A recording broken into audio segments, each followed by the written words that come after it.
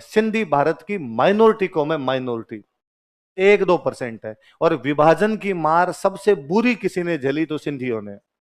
1947 में जब देश आजाद हुआ था तब पाकिस्तान में सबसे अधिक पैसे वाले कोई लोग थे तो वो कौन थे? कराची पूरा इनका था यार।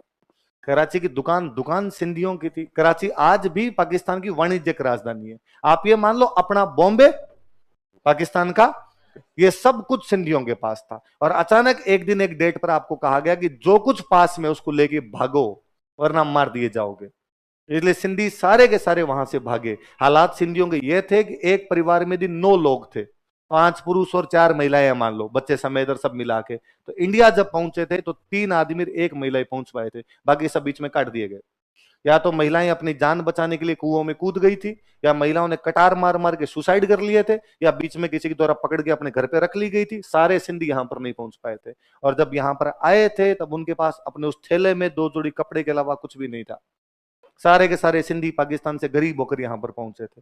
पर जीवटता वाली कौम है। यहां आने के बाद उन्होंने मूंगफली की रेडियां लगाई। यहाँ आने के बाद उन्होंने चप्पलें बेचनी शुरू की गांव गांव के अंदर जाके। यहाँ आने के बाद उन्होंने छोटे मोटे चाट के ठेले लगाए। आज गर्व के साथ कोई भी सिंधी कह सकता है कि एक भी सिंधी भारत में गरीब नहीं मिलेगा आपको। और सारे के सारे सिंधी शहरों में मिलेंगे, गांव के अंदर एक भी सिंधी नहीं मिलेगा। उसमें भी बड़ी बात, सिंधियों के पास कभी जमीन नहीं मिलेगी। कोई सिंधी नहीं कहेगा मेरे पास 10 मरबे हैं। सबके शहर में बैठे हैं। व्यापार वाली कौम है, व्यापार की तरफ ध्यान दिया, पूरे बिजनेस पर कब्जा है आपका। मैंने कभी नहीं सुना कि सिंधियों ने कहा कि 4 टिकट एमएलए की नहीं दी ना तो बीजेपी की ईंट से ईंट बजा देंगे।